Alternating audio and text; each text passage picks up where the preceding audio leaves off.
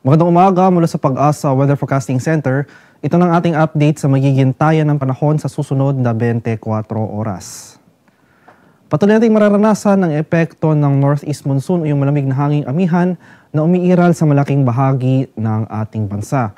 Dahil sa amihan, makakaranas pa rin tayo ng mataas na tsansa ng kaulapan na may light rains o yung mahihinang pag-ulan sa eastern section ng Pilipinas. Samantalang sa Metro Manila at sa nalalabing bahagi ng ating bansa ay mas maaliwalas na panahon na ating inaasahan, maliban na lamang sa mga tsansa ng light rains o pag-ambon na dala ng hanging amihan.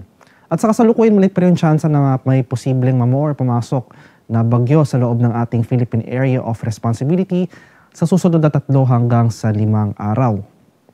At para naman sa magiging lagay ng ating panahon ngayong araw dito sa Luzon, dahil sa amihan, makakaranas pa rin tayo ng mga kaulapan na may mahihinang pag-ulan sa eastern section ng Luzon. So sa mga rehiyon yan ng Cordillera, Cagayan Valley, pati na rin sa mga lalawigan ng Aurora, Quezon at sa buong Bicol region. For Metro Manila and the rest of Luzon ay generally fair weather conditions sa ating inaasahan. May mararanasan pa rin tayong mga mahihinang pag-ulan o pag-ambon na dala ng amihan for the next 24 hours.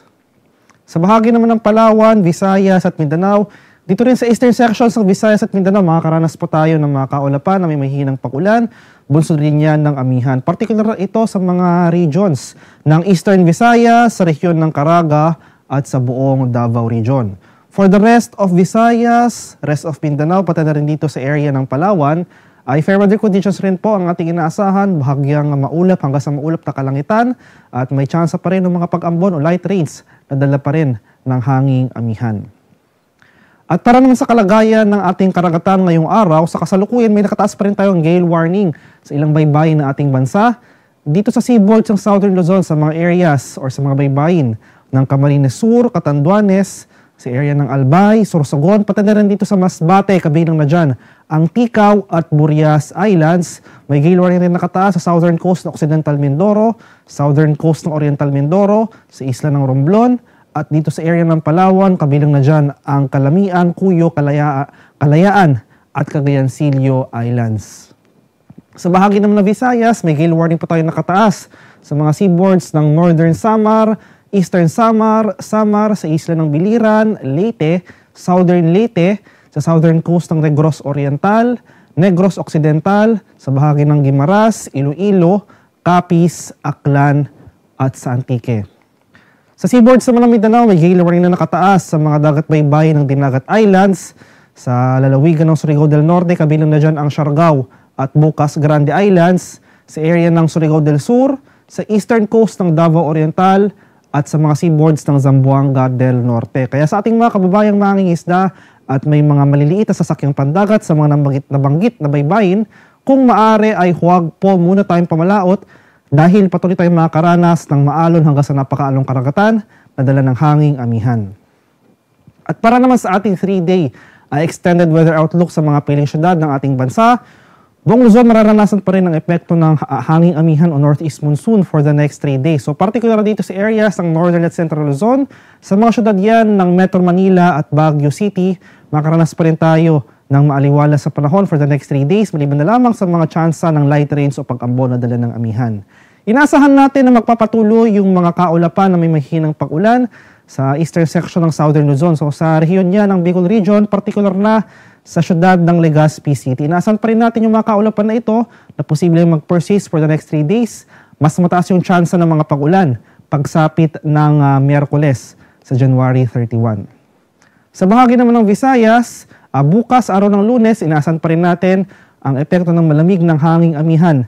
Sa nabanggit na lugar, mas mataas pa rin yung tsansa ng mga kaulapan at pag-ulan sa central at eastern sections ng Visayas. Pagsapit naman ng Martes, January 30, hanggang sa Miyerkules, January 31, dahil sa posible epekto ng trough extension ng isang low pressure area na posibleng mabuo sa labas ng ating Philippine Area of Responsibility, makakaranas tayo ng maulap na kalangitan na may mga kalat-kalat na pag-ulan, pakulog at pagkidlat dito sa areas ng Metro Cebu at sa Tacloban City. So sa malaking bahagi pa rin ng Central at Eastern Visayas, makakaranas tayo ng mga mataas na tsansa ng pag-ulan sa mga nabanggit na araw.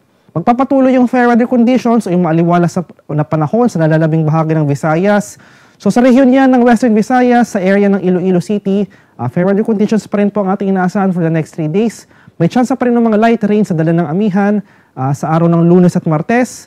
At inaasahan na natin yung tataas ang chance ng thunderstorms kadalasan sa hapon hanggang sa gabi. Pagsapit ng Miyerkules, kaakibat niyan ng paghina ng ating hanging amihan. Sa bahagi naman ng Mindanao, simula bukas araw ng Lunes hanggang sa Wednesday.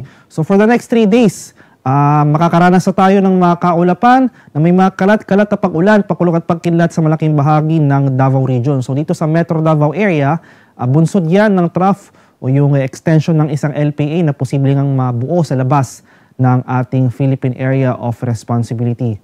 Pati na rin dito sa area ng Northern Mindanao, makakaranas na tayo ng mga pag-ulan na dala ng trough na ito. Pagsapit naman ng Martes hanggang sa Miyerkules. So sa mga areas na ito, sa northern or sa central at eastern sections ng Mindanao, maging handa tayo at alerto sa mga banta ng biglang pagbaha at pagguho ng lupa, lalong-lalo na kung tuloy-tuloy ang pag-ulan na mararanasan. Inaasahan naman natin na bukas araw ng Lunes or at least for the next 3 days, rest of Mindanao, kasama na dyan ang Zamboanga City, ay makakaranas pa rin ng maaliwalas sa panahon. May chance na muli tayo ng thunderstorm sa hapon hanggang sa gabi bukas dahil inaasahan nga natin ang bahagyang paghina ng epekto ng amihan, partikular na dito sa area ng Mindanao. Ang haring araw dito sa Kaminilaan ay sisikat mamayang 6:25 ng umaga at lulubog naman mamaya sa katapta 5:53 ng hapon. At para sa karagdagang impormasyon tungkol sa ulat panahon, lalong-lalo na sa ating mga rainfall or thunderstorm advisories na posibleng i-issue ng ating Pag-asa Regional Services Division sa ating mga lokalidad, i-follow kami sa aming social media accounts at DOST_Pag-asa. Mag-subscribe na rin kayo sa aming YouTube channel sa DOST Pag-asa Weather Report at palagi bisitahin ang aming official website sa pag-asa.dost.gov.ph. At yan lamang po ang latest mula dito sa Pag-asa Weather Forecasting Center. Magandang umaga sa ating lahat. Ako po si Dano Villamil Lagulat.